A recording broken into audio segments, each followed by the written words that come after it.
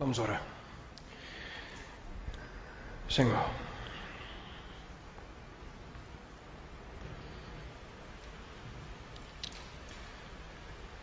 ouvimos a palavra amor. Diversos significados podemos ter na nossa mente, porque essa palavra a cada um de nós traz memórias, experiências que, quem sabe, estamos vivendo nesse momento. Ou quem sabe alguns ansiedade por algo que ainda não encontramos. Amor. E Senhor, nesse momento, ao apertarmos o botão de pausa da nossa vida, da correria da semana, e ao termos a oportunidade nesse momento aqui estarmos e, acima de tudo, com o propósito de ouvir, aprender, não apenas o significado, mas acima de tudo, como essa palavra pode transformar a nossa própria vida, quando aplicada de maneira apropriada.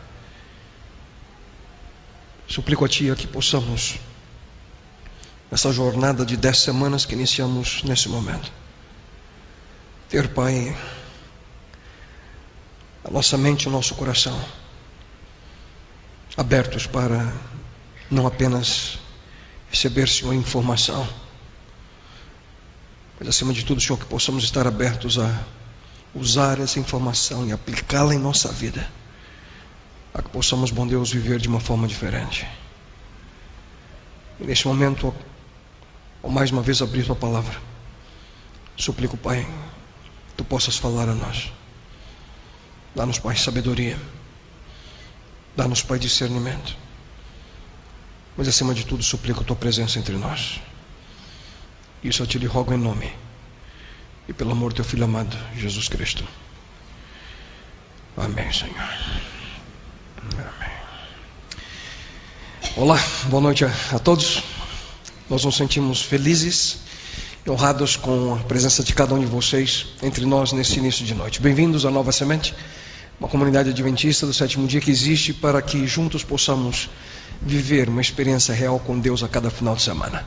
Mas antes de adentrarmos ao fascinante e importante tema de hoje, eu gostaria de fazer uma simples pergunta a cada um de vocês. Se você pudesse descrever a condição do nosso planeta através de um rosto, como seria esse rosto? Isso mesmo, se eu desse para você nesse momento uma folha de papel e um lápis, como é que você desenharia a face do mundo? Será que seria uma carinha sorridente? Ou será que seria uma carinha preocupada? Como que você desenharia? Uma carinha com medo? Ou quem sabe uma carinha doente? Ou talvez com raiva? Então, como é que você desenharia a face do mundo? Ao analisar tudo aquilo que nós temos visto, aquilo que nós temos ouvido recentemente, como apareceria, como seria o seu desenho? E para ajudá-lo a desenhar, quem sabe somente o rosto, através da sua própria percepção, eu gostaria de começar com uma realidade próxima a nós. Como é que você desenharia o rosto do mundo? Ao você saber que, em média, 18 mil crianças são vítimas de violência doméstica por dia no Brasil. Significa que uma criança no nosso país é agredida a cada 5 segundos. Bem aqui, no Brasil. Se nós dermos um passo um pouquinho para trás para ver apenas, ou melhor, não apenas a árvore, mas toda a floresta, o que você vê quando você contempla o mundo? Quantas pessoas você acha que estão perambulando nesse momento no mundo sem um lugar para morar? Eu não estou falando de gente que se encontra assim por causa do álcool ou falta de estudo, não. Eu me refiro àqueles que estão assim em virtude dos problemas políticos, da violência étnica em alguns países. Pessoas que não têm um país para chamar de lar.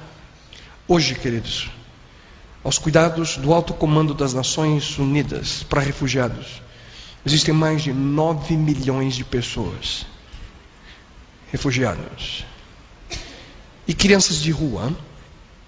A Unicef estima que no mundo existam mais de 100 milhões de crianças que dormem nas ruas dos grandes centros urbanos como São Paulo. Essas crianças têm como cama apenas ali a calçada. Será que é possível imaginar quantas delas se tornarão, se já não são, viciadas em drogas, delinquentes, portadores de doenças sexualmente transmissíveis? E quando nós paramos e temos na nossa mente, por exemplo, o terrorismo mundial. Hoje os terroristas eles não precisam mais de armas convencionais para cumprir os propósitos que eles têm em mente. E infelizmente muitas vezes agem pensando e afirmando estar assim fazendo seus atos em nome de Deus. Queridos, por muito tempo, pensou-se que a ciência médica havia descoberto na penicilina a solução para as doenças sexualmente transmissíveis. Só que isso foi até o momento em que se descobriu que era AIDS. E estima-se que aproximadamente 34 milhões de pessoas hoje em todo o mundo estejam contagiadas com HIV. Das quais, queridos, aproximadamente 2 milhões morrem por ano de AIDS. Entre elas 330 mil crianças a cada ano. E quando nós começamos a falar, por exemplo, sobre crise alimentar, a crise que ocorre diante dos nossos olhos, enquanto milhões de pessoas passam fome, em virtude do aumento do preço, muitas vezes do petróleo, toneladas e toneladas de produtos agrícolas são hoje processadas, queridos, para o preparo de combustível.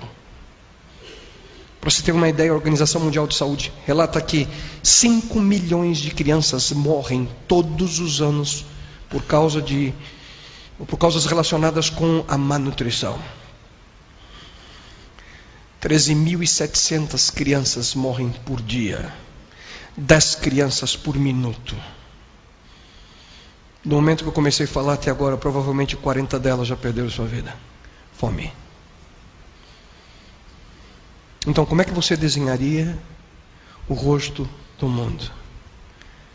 Isso aqui sem falar de corrupção política, limpeza étnica, criminalidade, tráfico de drogas, conflitos armados, aquecimento global, as consequências desse aquecimento, as catástrofes naturais.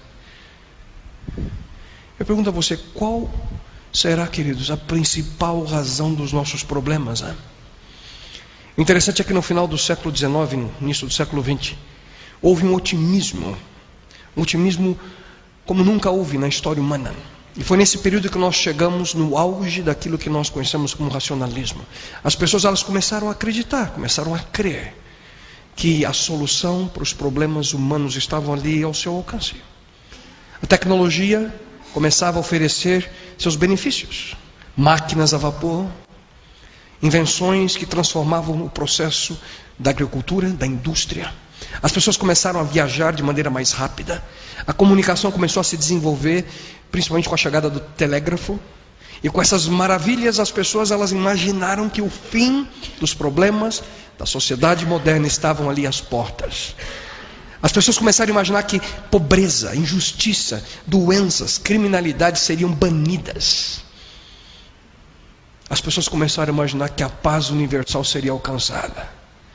Em pouco tempo, queridos, muitos, através desse sonho, imaginavam que o fim da ignorância, o fim da tirania chegaria.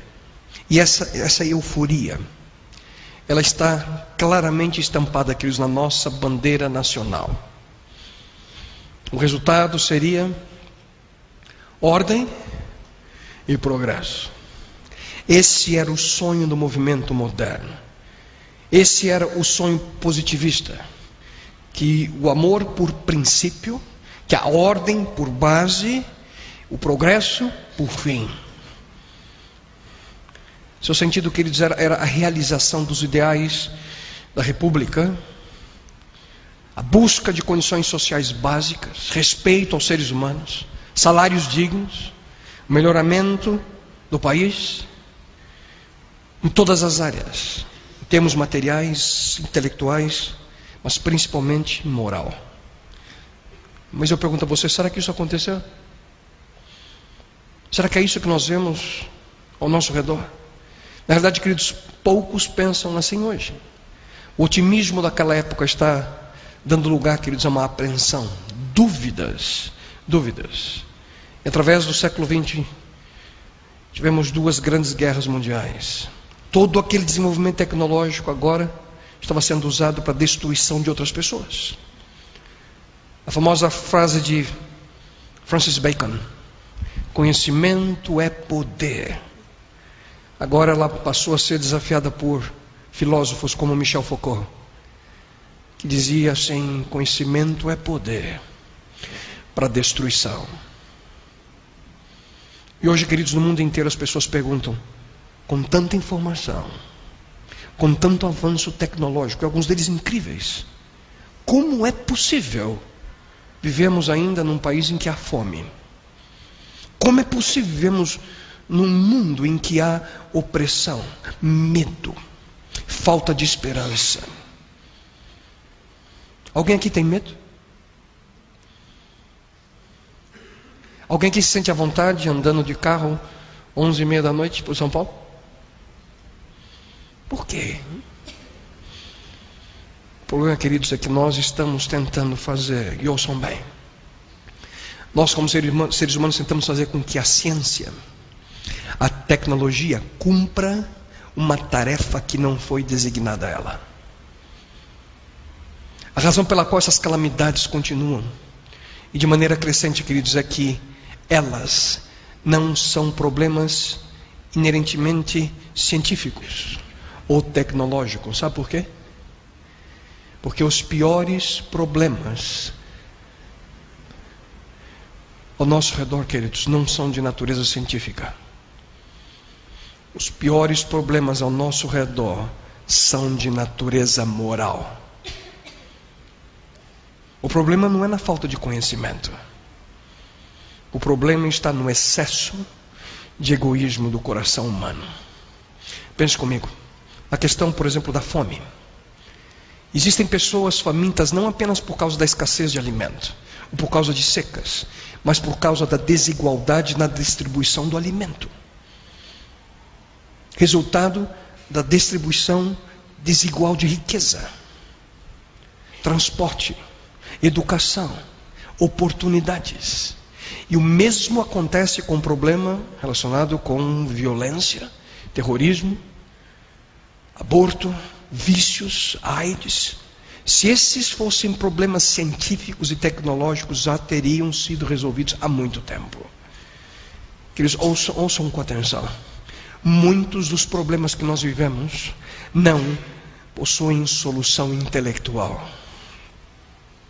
Muitos dos problemas que nós hoje vivemos não possuem solução através de mecanismos científicos ou tecnológicos, porque os problemas são bem mais profundos. Porque são problemas arraigados na natureza humana. E eu pergunto a você, por quanto tempo mais nós vamos continuar insistindo em procurar soluções definitivas onde não podemos encontrar? Ou melhor, será que existe uma solução? A palavra de Deus diz que sim. A palavra de Deus, queridos, diz que há uma solução. E nós vivemos um momento especial e uma oportunidade única que Deus nos concede. Porque quando contemplamos aquilo que Deus nos dá, e quando olhamos, queridos, para o passado, milhares de anos atrás, Deus deu ao ser humano a base moral que protegeria a nossa civilização.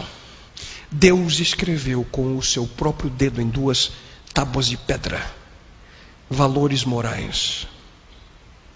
10, para ser mais exato.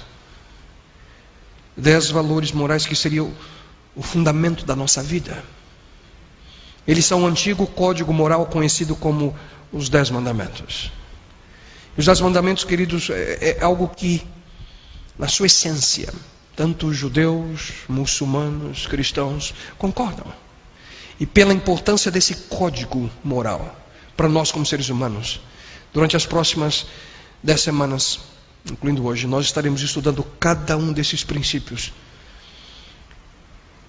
que estão, todos eles, concentrados em uma única palavra: amor. 10 razões para amar. Esse é o título da série que nós iniciamos hoje. E desde já, sinceramente, eu espero que você possa fazer planos para estar conosco a cada final de semana, quando nós juntos vamos estar buscando o maravilhoso significado, queridos, de cada um desses 10 princípios morais.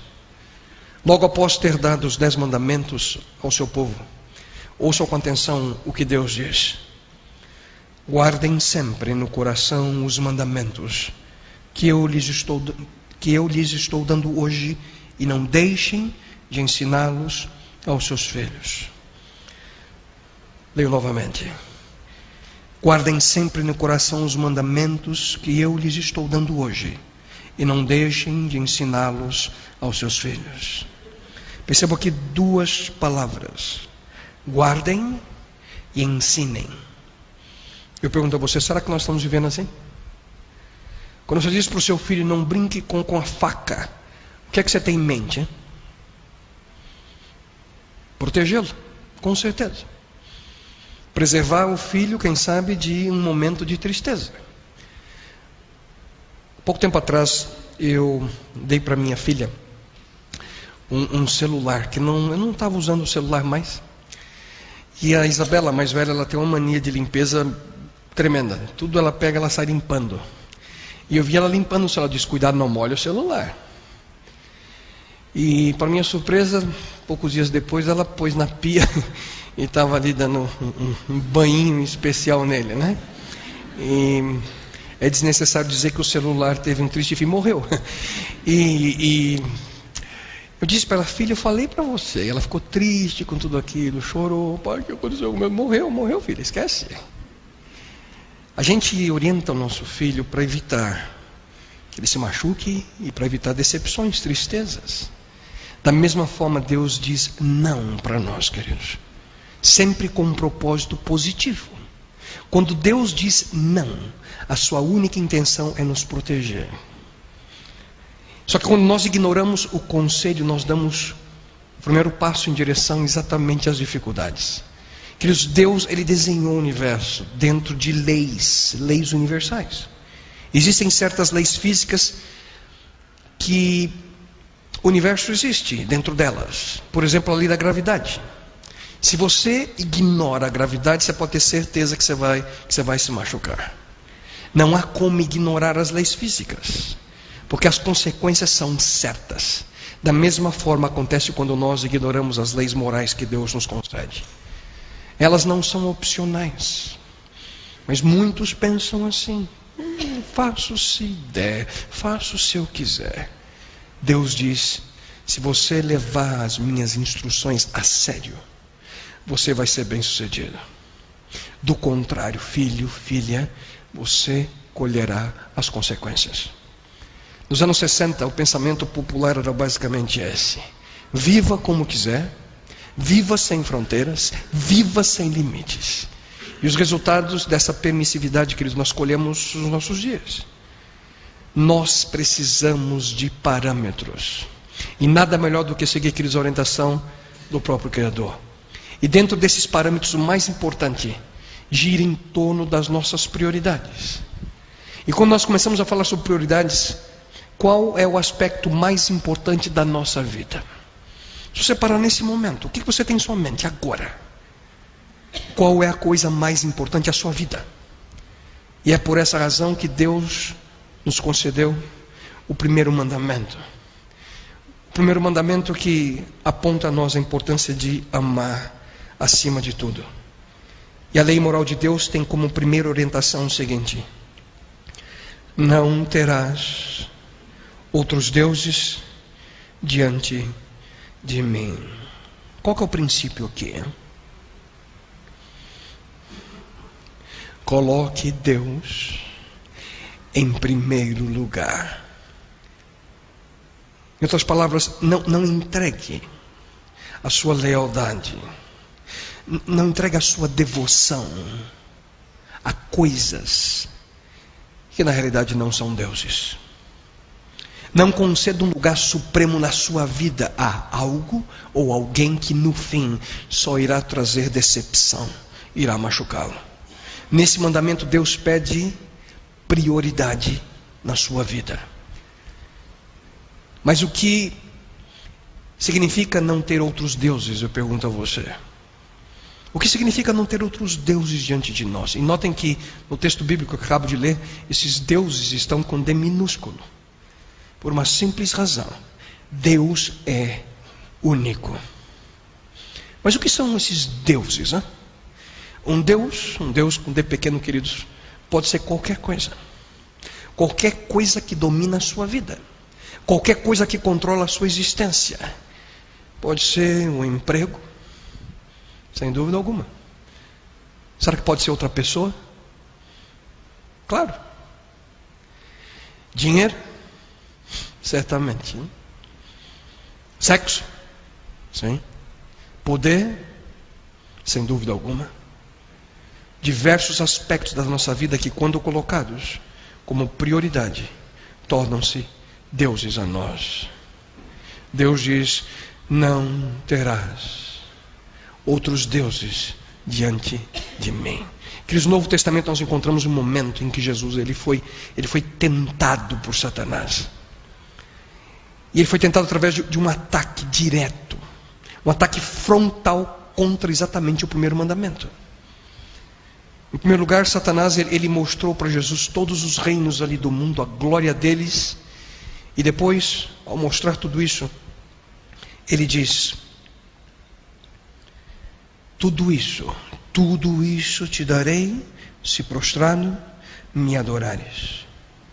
Mas a resposta que Cristo deu, Jesus ele se recusa a focar sua mente em deuses falsos. E ele diz: ao Senhor teu Deus adorarás, e só a Ele darás culto.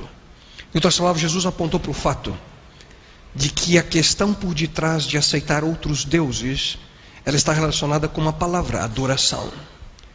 A verdadeira moralidade, queridos, nasce de um coração que sabe. A verdadeira moralidade nasce no coração que entende quem é realmente digno de ser adorado. A verdadeira moralidade, queridos, nasce de um coração que é renovado por fazer a vontade de Deus. E é por essa razão que o apóstolo Paulo ele escreveu: não se amoldem ao padrão desse mundo, mas transformem-se pela renovação da sua mente, para que vocês sejam capazes de experimentar e comprovar a boa, agradável e perfeita vontade de Deus. Experimentar a vontade de Deus significa, queridos, mais do que simplesmente obedecer certas questões morais. Envolve, acima de tudo, você fazer com que essa orientação se torne parte da sua vida. E isso é possível somente através de uma mudança. O termo que a Bíblia usa é uma renovação, uma mudança na nossa mente. Davi ele escreveu no livro dos Salmos algo que de maneira clara identifica e explica essa situação. Ele diz: cria em mim, ó Deus, um coração puro e renova dentro de mim um espírito inabalável. Uma renovação do coração que traz verdadeira moralidade, queridos, é um ato de criar, é um dom de Deus.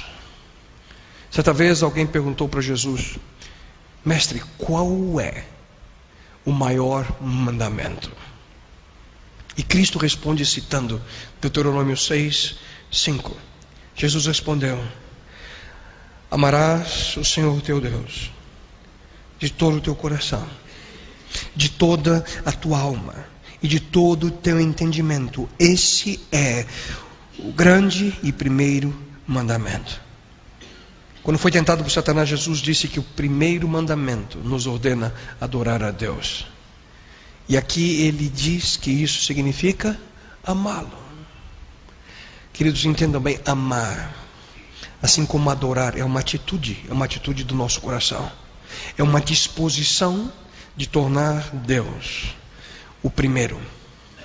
É uma disposição, um desejo de colocar Deus no lugar supremo da nossa vida. Mas quem sabe alguns de vocês possam estar pensando nesse momento, de maneira prática, como é que eu faço para colocar Deus em primeiro lugar na minha vida? Como colocar Deus em primeiro lugar? Eu gostaria de sugerir alguns aspectos importantes a vocês. O primeiro deles, em nossos interesses. Se Deus realmente será prioridade na nossa vida, nós precisamos colocar esse Deus em primeiro lugar nos nossos interesses. Isso significa tê-lo como número 1 naquilo que realmente importa a nós. Primeiro lugar em tudo. A Bíblia nos aconselha assim: quer vocês comam, bebam ou façam qualquer outra coisa, façam tudo para a glória de Deus. Façam o quê? Tudo. Será que isso inclui as férias, nosso trabalho, nossos hobbies? Em tudo. Tudo que façamos, nós precisamos colocar Deus em primeiro lugar. Por exemplo, se você está praticando qualquer tipo de esporte, tênis, futebol, com os amigos, qual que tem que ser a sua atitude, quando você coloca Deus em primeiro lugar? Não estou dizendo aqui que a solução é sacar na rede ou fazer gol contra, não. A questão aqui é a atitude. Mesmo em meio a uma situação de competitividade, você saber glorificar a Deus através da maneira pela qual você se comporta, através da sua atitude. Além disso, você pode dizer claramente qual é a prioridade na vida de alguém por aquilo que realmente mexe com as suas emoções. O que mexe com a sua emoção? O que te deixa emocionado? Um namoro? Uma novela? Um livro? O que traz emoção para o seu coração? Um time de futebol? Espero que não seja o meu. Um novo emprego? Uma viagem? O que traz emoção no seu coração? Uma outra forma de identificar qual é a prioridade que você tem na sua vida é quando você percebe que você está falando sobre essa questão. Existem pessoas que falam horas e horas da vida dos outros, mas não conseguem conversar 10 minutos sobre Deus. A Bíblia, de uma maneira sábia, também nos aconselha a importância de conversem muito uns com os outros a respeito do Senhor. Se Deus é realmente o primeiro na sua vida, você fará com que Ele seja parte das suas conversas. Você não terá vergonha em falar sobre Ele, porque Ele é prioridade na sua vida. Uma outra forma de você identificar quais são as suas prioridades é através da maneira pela qual você gasta seu dinheiro. Isso mesmo. Quando você puxa ali seu extrato bancário, ali você vê claramente o que é importante para você. Eu repito, a maneira pela qual você gasta o dinheiro que você tem indica quais são as prioridades da sua vida. Eu sei que muitos de vocês, quem sabe, possam estar nesse momento passando por dificuldades econômicas. Alguns, eu sei, em nossa comunidade estão desempregados por algum tempo. E é meu sincero conselho a você, que está passando por um turbilhão financeiro: coloque Deus em primeiro lugar, inclusive nas suas finanças. Se você deseja, se você sonha que Deus o abençoe, coloque-o em primeiro lugar. Uma outra área que demonstra também claramente se Deus é prioridade na nossa vida através dos nossos relacionamentos. Os nossos relacionamentos. Se você quer que Deus seja o primeiro, você precisa escolher seus amigos com cuidado. Ouça com atenção o conselho bíblico: como é feliz o homem que não vai atrás da opinião das pessoas desligadas de Deus, nem participa de rodinhas onde fazem pouco caso de Deus, mas ele faz da lei do Senhor a fonte da sua alegria. O que isso significa? que os meus amigos têm a ver com Deus sendo prioridade na minha vida? Simples, simples. Que nós temos a tendência de... Nós nos tornamos, se podemos assim dizer, como as pessoas que nós passamos a maior parte do nosso tempo. Interessante que você percebe isso de maneira clara. Algumas pessoas que elas mudam de localidade, e quando moram num local determinado por algum tempo, elas começam a ter um comportamento diferente. Alguns até com um sotaque, começam a ter um sotaque, começam a se alimentar de maneira diferente pela influência do meio. Se você passa grande parte do seu tempo com pessoas que não se importam com Deus, você terá a tendência de agir da mesma forma. Só que se você gasta tempo com pessoas que são comprometidas com Deus, pessoas que levam a sério essa relação espiritual, essa vida espiritual, você se tornará, de maneira similar, uma pessoa que está aberta para essa relação com Deus, tornando uma pessoa que pode segui-la e seguindo esse Deus. E me perguntar a vocês que são pais: que tipo de pessoa você tem permitido estar com seus filhos? Que tipo de amigo você está convidando para passar tempo com a sua família em casa? Se nós, como pais, nós não providenciamos modelos saudáveis para os nossos filhos, eles aprenderão, queridos, com a TV, ou eles aprenderão com outras pessoas. Nós precisamos ser intencionais na maneira pela qual nós cuidamos e permitimos pessoas terem acesso a nós e a nossa família. O homem honesto, diz a palavra de Deus, ele é cauteloso em suas amizades. Cauteloso. Ser cauteloso. Esse é o conselho bíblico. A verdade é que, se realmente nós queremos colocar Deus em primeiro lugar na nossa vida, existem alguns relacionamentos, queridos, que são extremamente prejudiciais a nós. Quantos se deixam levar pelo poder de atração de outras pessoas que, infelizmente, os afastam de Deus? Não permita que isso aconteça na sua vida. Escolha seus relacionamentos, suas amizades, tendo como base Deus, como sendo o ser mais importante da sua vida. Seus interesses, seus relacionamentos. Mas uma outra área de grande importância, ao colocarmos Deus como prioridade, é no uso do nosso tempo. Coloque Deus em primeiro lugar na sua agenda, na maneira pela qual você administra o seu tempo. Paulo, ele afirma no Novo Testamento: usem o tempo da melhor maneira possível.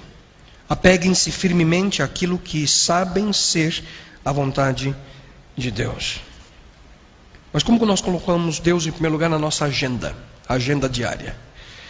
Vimos há pouco aqui um exemplo claro como é que a vida numa cidade grande como São Paulo é uma loucura. Diversas atividades. Cada um de nós tem a mesma quantidade de horas na semana. Sabiam disso? Sabem o número? 168 horas. Cada um de nós temos a mesma quantidade de horas. Nós precisamos pedir sabedoria a Deus para usar o nosso tempo, o tempo que temos, de maneira adequada. E escolher adequadamente, queridos, é o segredo da vitória nessa área.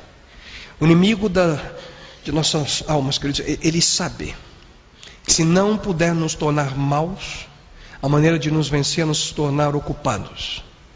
E infelizmente muitos de nós permitimos que aquilo que aparentemente é bom se torne o maior inimigo daquilo que é o melhor. Nós permitimos que coisas urgentes comecem a impedir que nós possamos fazer aquilo que é realmente importante. Mas como escolher? Como selecionar aquilo que é importante? O maior problema é que sempre nós temos mais coisas para fazer do que tempo disponível para elas. Isso significa que muitas coisas, elas não são más em si mesmas, mas elas, de certa forma, não são essenciais no nosso compromisso com Deus. Quando nós ficamos cansados, quando nós ficamos angustiados, frustrados, é geralmente porque nós estamos tentando fazer mais do que aquilo que Deus deseja que nós façamos. Certo? Certo? É errado. A maioria das pessoas que eles pensam, ouçam com atenção, que Deus nunca nos dá mais do que nós podemos fazer. Eu pensava assim como vocês pouco tempo atrás. Na realidade, Deus, Ele frequentemente permite nos dar mais do que nós podemos fazer, para que você e eu aprendamos a confiar mais nele do que em nós mesmos. Pense comigo, se você pudesse lidar com todas as coisas por você mesmo, para que você precisaria de Deus? Hein? Se você está carregando mais do que você pode, você precisa aprender a escolher. E é uma questão de conjunção gramatical. Use a conjunção alternativa, ou, ao invés da conjunção aditiva, e. Nova semente é preparo para o vestibular, né?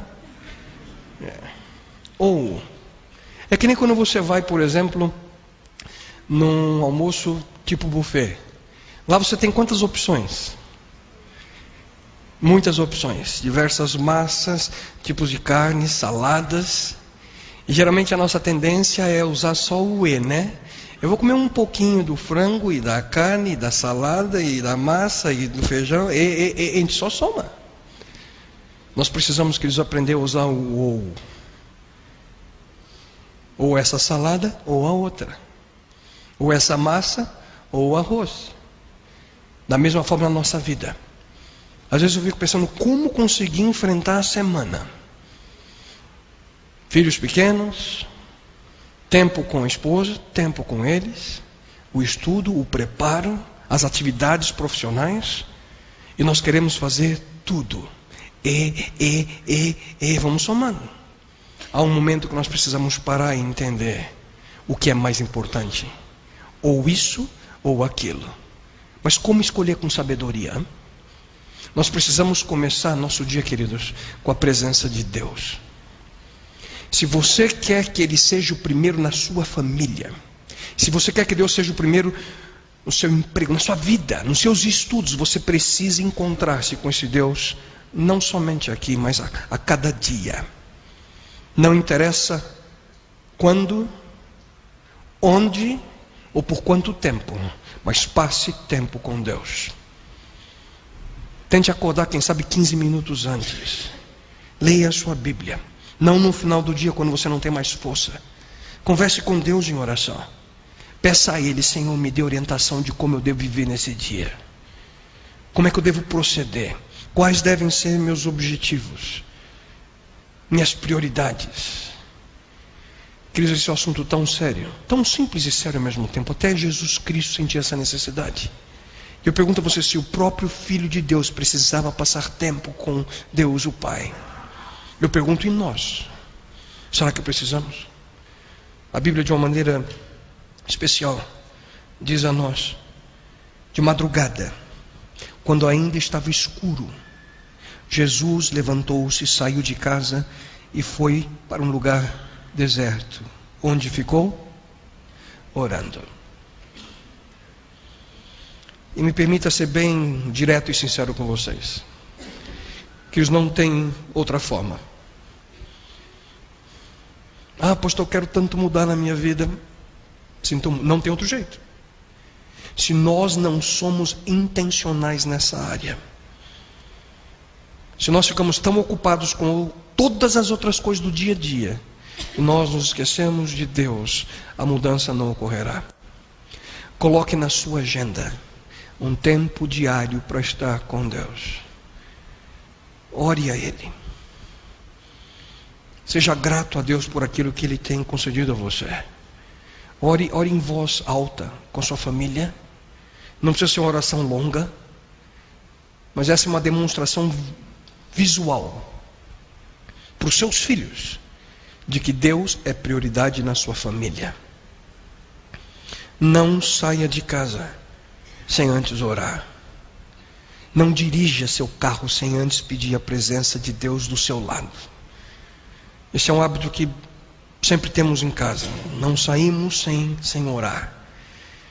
Nós somos seres humanos, eu, minha esposa, e às vezes nós estamos com tanta coisa na nossa mente, tantas responsabilidades, que a gente liga o carro, engata, mas sempre vem a frasezinha de trás: papai, você não vai fazer oração?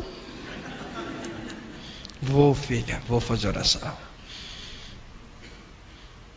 E me emociona ver quando uma menina de 4 anos, a nossa pequenina, a Gabi, quando ela está sozinha às vezes para comer, ela põe um pratinho. Esses dias meu pai me falou: filho, a Gabi estava sozinha, sentada, eu fiquei só olhando de distância. Ela foi, colocou o pratinho, fez assim com a mãozinha, fechou o olho e fez a oração em voz alta. Papai do céu, obrigado pela minha comidinha, em nome de Jesus, amém. Não coma sem antes agradecer a Deus. Diga a Deus: Senhor, Tu és o primeiro na minha vida. Não durma sem antes falar com Deus: Senhor, obrigado por esse dia. Obrigado porque eu voltei para casa vivo. Obrigado pelo trabalho. Não levante da sua cama sem antes falar com Deus: Senhor, eu preciso da Tua presença na minha vida. Senhor, estou começando um novo dia, não faço ideia como é que vai ser. Senhor, a coisa está feia. Preciso da Tua presença. Deus como prioridade. E finalmente, queridos, o último aspecto que eu gostaria de mencionar a vocês, que nos ajuda a colocar Deus em primeiro lugar, é ter essa sensibilidade da presença de Deus, mesmo em meio aos nossos problemas. Porque quando você está passando por um problema inesperado, uma crise que te faz sofrer, eu pergunto: onde é que você busca auxílio? Onde é que você busca ajuda? O próprio Deus diz: clame a mim no dia da angústia, eu o livrarei e você me honrará. Para a grande maioria das pessoas, quando estão passando por problemas, a oração é a última alternativa e não a primeira opção. Tentam fazer tudo o que está ao seu alcance para corrigir o problema e finalmente dizem: parece que agora a última coisa realmente que nós podemos fazer é orar.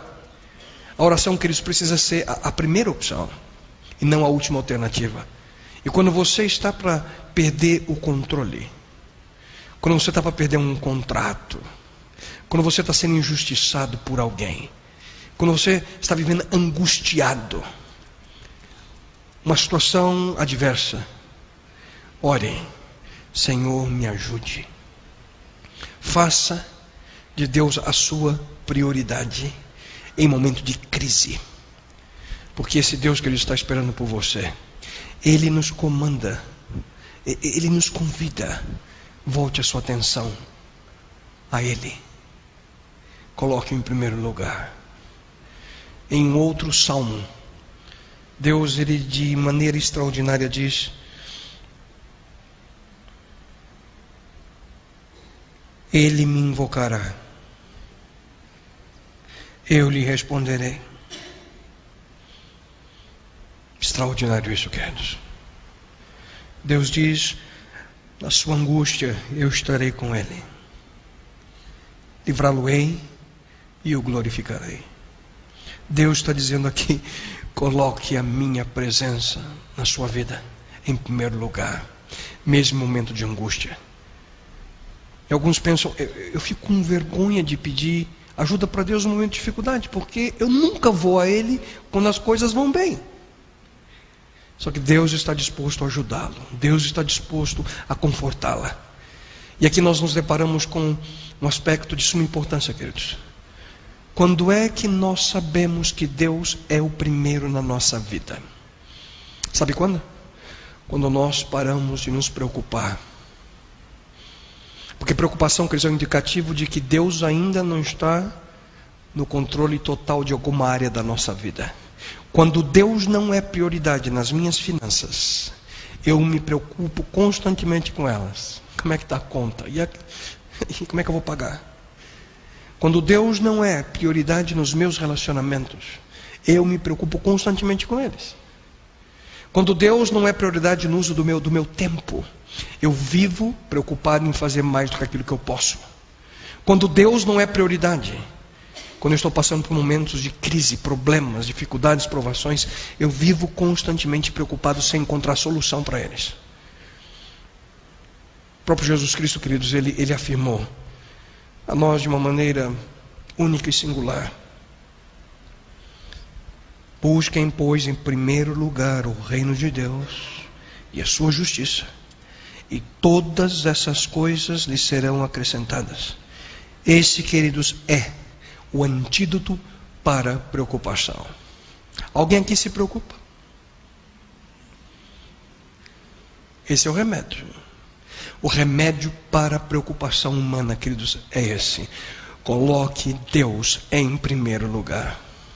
Fazer de Deus o primeiro significa deixar de lado ideias, interesses, pensamentos que entram ali em competição com Deus, o que diminuem pensamentos, ideias, interesses que diminuem a influência de Deus na nossa vida. E esse conceito, queridos, é a base, é o princípio fundamental da verdadeira moralidade e da vida espiritual que qualquer ser humano necessita. Esse é o princípio que nos dá o poder necessário para que nós possamos avaliar as inúmeras alternativas, porque eu e você temos inúmeras alternativas. Você não precisaria estar aqui nesse momento. Você que está assistindo poderia estar fazendo outra coisa agora. Você fez uma escolha. E nós precisamos constantemente, na nossa rotina do dia a dia, fazer escolhas. Em cada uma das situações nós precisamos perguntar: como que esse hobby, como que esse vídeo, como que esse esporte, como que essa amizade, como que esse emprego, como que essa paixão, como que essa revista, como esse website, como esse alimento, como essa bebida vai afetar meu relacionamento com Deus? Quando nós tivermos, queridos, essa perspectiva na nossa vida, a ordem e a moralidade espiritual ditarão a direção da nossa existência.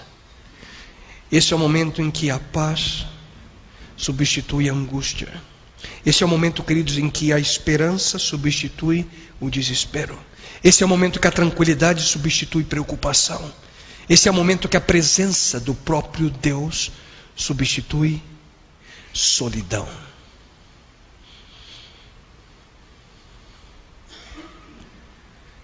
Não terás outros deuses diante de mim.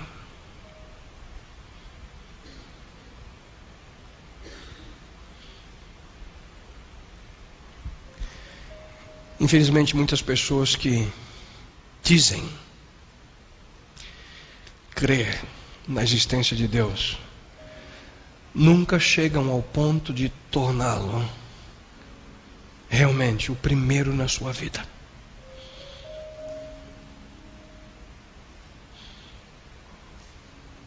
Só que eu não sei se você já parou para pensar. Esse é o único lugar que ele pode ocupar, se de fato ele for Deus. O primeiro.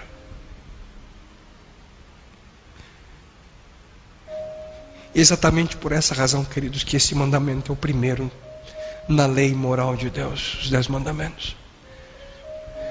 Deus intencionalmente colocou esse como o primeiro, pela simples razão de que esse é o mais importante. Não terás outros deuses diante de mim. Se nós não dermos a Deus o seu lugar, se nós não fizermos dele a prioridade na nossa existência, todos os outros mandamentos, ouçam com atenção, queridos, todos os outros mandamentos serão apenas regras morais que não diferem muito de outras boas ideias que existem no nosso mundo. A grande pergunta aqui não é: será que eu já tenho uma compreensão plena e completa sobre Deus, sobre a sua vontade na minha vida? A pergunta também não é: será que eu sou bom o suficiente para que Deus me aceite? Muito menos será que eu estou obedecendo os outros mandamentos de maneira apropriada? Queridos, não se deixem enganar. Você nunca poderá viver a experiência do primeiro mandamento tentando obedecer os outros 9.